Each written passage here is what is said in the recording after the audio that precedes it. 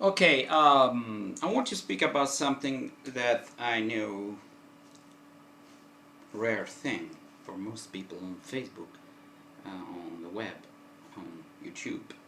That is dealing with different things you're learning, with different facets of your personality, with different languages, with different instruments like a cornet and ukuleles or cornet, depending on which kind of English you speak. And I'd say this. First of all, you should take into account how much time you've got to devote to your instruments, to your learning. If you're a person like me that, since I'm officially unemployed, I have a lot of time on my hands, you can decide to be multitasking, so to speak. Not multitasking, but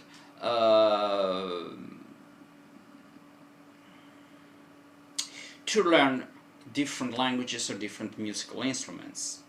Taking into account as well that devoting most of your time to one instrument will make you, or one language, a better player, a better speaker of the language, a better player of the instrument.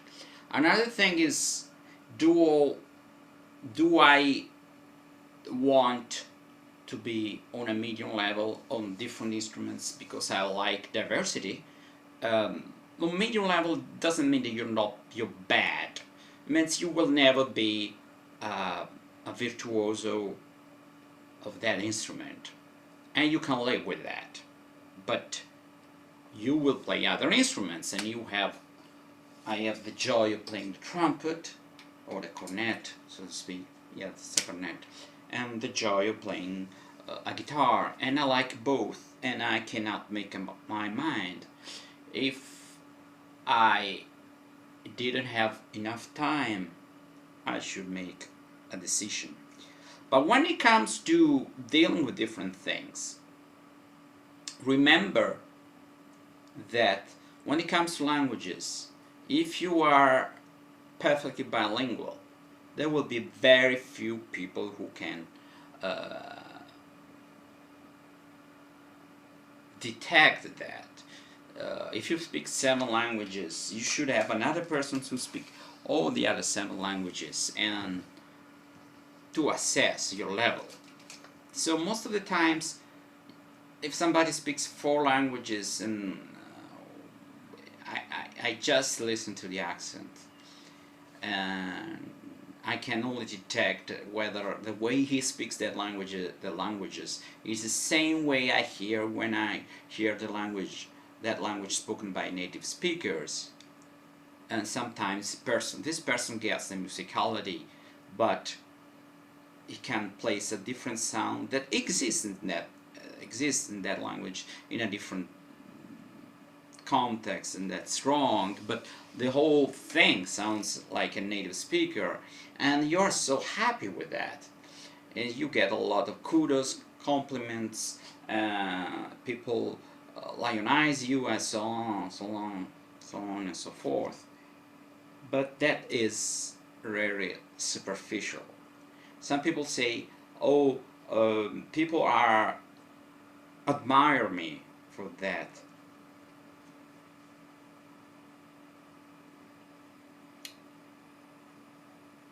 But the problem is, are you out for admiration?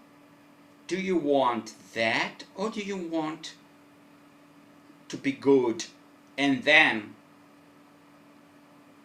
as a side effect you have admiration and praise? I know there's a core of self-indulgence, there is an ego that need somehow, somewhat to be stroked. But we should be aware of that and do things that we really like. Because the moment we're not appreciated, the instant we're not appreciated when we do something just of the sake of admiration, we get frustrated. And sometimes we just hate that thing. For Christ's sake, I put a lot of time, I devoted a lot of time on this thing, and don't get the admiration I wanted to get. No, that's not the point. Ask yourself, would I do that if I were on a desert island? What would I really do? Would I really do that? That's the point. Several languages, several instruments, every instrument is a joy in itself. A language is a means to an end. Yeah, every time you see a different, you get this whole really feel of the language if you really know that language. That means the more languages you add, the less you get that feeling, the feel that it develops through years. You get like a native speaker. You know that what you're saying is right, like you know in your own language. And believe you me, it takes a lot of doing. You could say the same thing for musical instruments, in a way, but not really. First of all,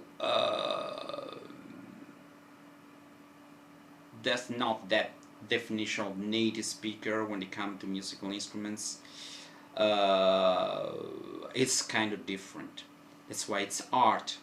It's languages are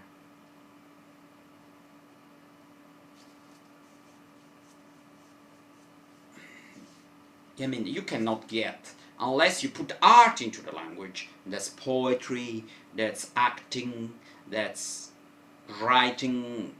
But the fact itself of saying to somebody, give me a ham sandwich, you wouldn't say that saying that in Korean, in Greek, in Lithuanian is something that is appreciated and joyful. It's not art. For the most part, language is a means to an end and makes sense if you are part of that culture.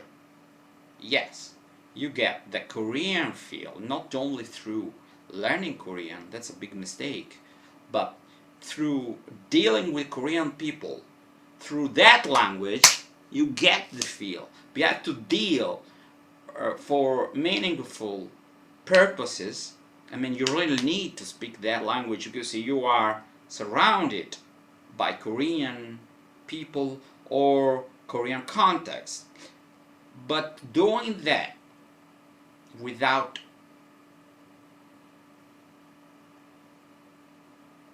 no real need is wrong. For languages, for musical instrument is different, because most of the music we play, we don't live in that context. There isn't such a thing like it was in the past. At the time Mozart, people would listen that kind of music everywhere. You couldn't even listen to what was happening before. It was a constant change. I wouldn't say evolution. Evolution implies that this is better than what comes before.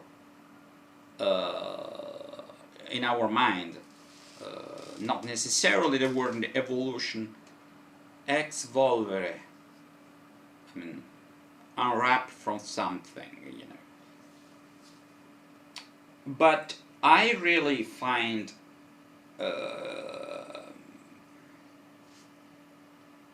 multi-language speakers, I don't know if you can say that, annoying. The concept annoying is like drugs. You get into a language, you attain a certain level, and over that level very few people would appreciate. You speak quite fluently, your accent is quite good, almost like a native speaker. When you take your time to prepare what you're saying, you can upload different, you can shoot different takes of the language you want to show off. But I really found that pointless. For example, I obviously speak English, I speak Italian, and that's my two main languages. I have a fairly good knowledge of proficiency, I would say, not knowledge, of modern Greek. I'm relearning in a way ancient Greek because I like to see the difference. I like to understand how it changed. But other than that, even these three languages, too much for me. First of all, because I think people should appreciate life for what it is, and I don't think we're meant to know many languages. Basically because how many real culture can we have in ourselves? That's not, I think, our understanding of the world can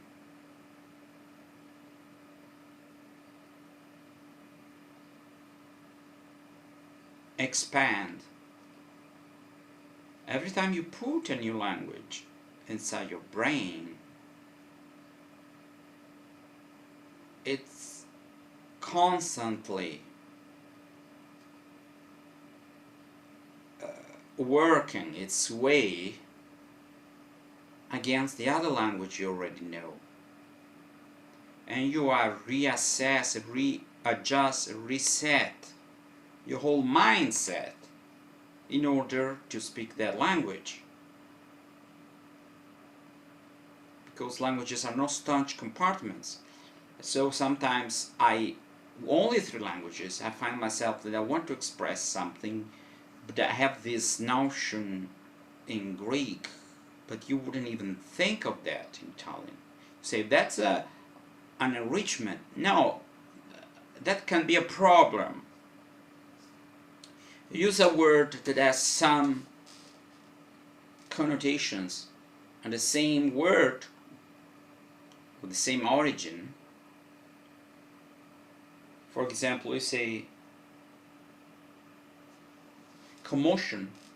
In Italian it has one meaning, and in English, commozione, in English another meaning. Every time you add this, you have to manage more and more things. And we're not computers. Our brain doesn't work like computers. You just add one information in a file that's in that file, has no bearing on the other file. No, it's not like this. Every time you add a new thing, even music, I play country, I sing country, and then I try to sing jazz.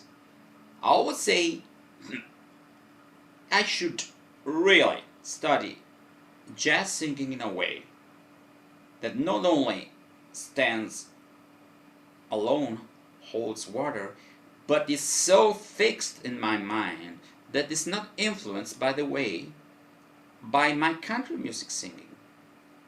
So I have to, I'm sorry to say that, it's like nations, I have to build a wall. And we should build walls between the languages, because most languages, European languages, are similar because of Latin words or French Latin words, Greek words. I give an example. When I say politia in Greek, more or less is kind of state from polis. Inomenes politis, United States. All the other languages, polizia, police, means, and in English you have also policy, it means those who uphold the law, sorry. That's a whole different concept. In Greek, modern Greek is astynomia. So I have to develop in my mind such a well-grounded politia in Greek that is not influenced by all this polizia, polizia, polizia. So I would say adding a new language is always more than music, more, because you know, if I play the trumpet, there is very little influence on the way I play the ukulele, if the instruments are very different. But languages,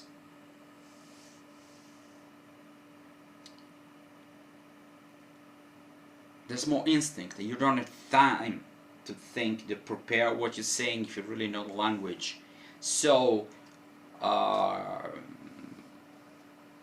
it takes a lot of doing to master several languages, and I think the motivation impressing other people is not enough to attain certain levels, because once you are on a certain level that you impress other people, all the other further knowledge is just for you, because you like the subject, you like to master the language regardless of other people's appreciation.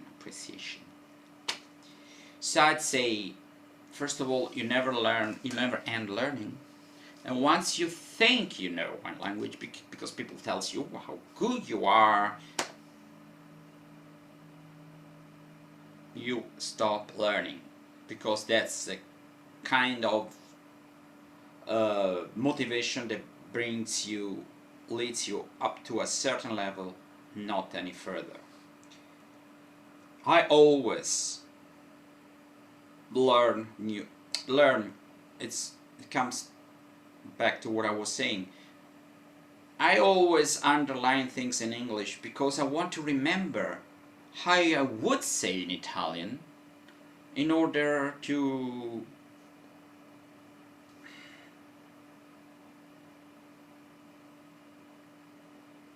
really, it sounds strange, but if you have to move from one language to the other, sometimes you should be aware of differences. If you, I'm getting out on a limb, sometimes say you, in order to learn a foreign language, you shouldn't think about your first language, but really, when you are on a certain level that you are all nearly a native speaker on both languages, sometimes you have to take notes and differentiate things that clash one against the other.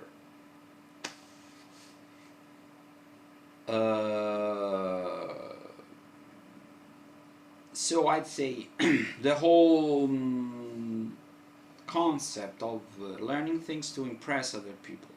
Another point I wanted to make: try not to tell other people. For example, I should stop doing that. Sometimes I do it myself. Like an excuse. Oh well, I play the trumpet, but I'm really a guitar player. Or, oh, I play the guitar, but I'm really a trumpet player. Let people judge you by what you're doing, not by the fact that you play other instruments or you speak other languages. Keep all these things divided. Okay? I should upload another video about that, because I mean, I'm learning thinking out loud. Torah, Torah. You see? You said that in Greek. Torah means now. You see how just a moment you get like distracted. You speak the other languages. That's a good, a bad sign at the same time. It means that you really master the language. It comes like a second nature. And there's a lot of there's no influence when you don't know the other language well. Sounds strange. If you don't learn well another language, there's no problem. Goodbye.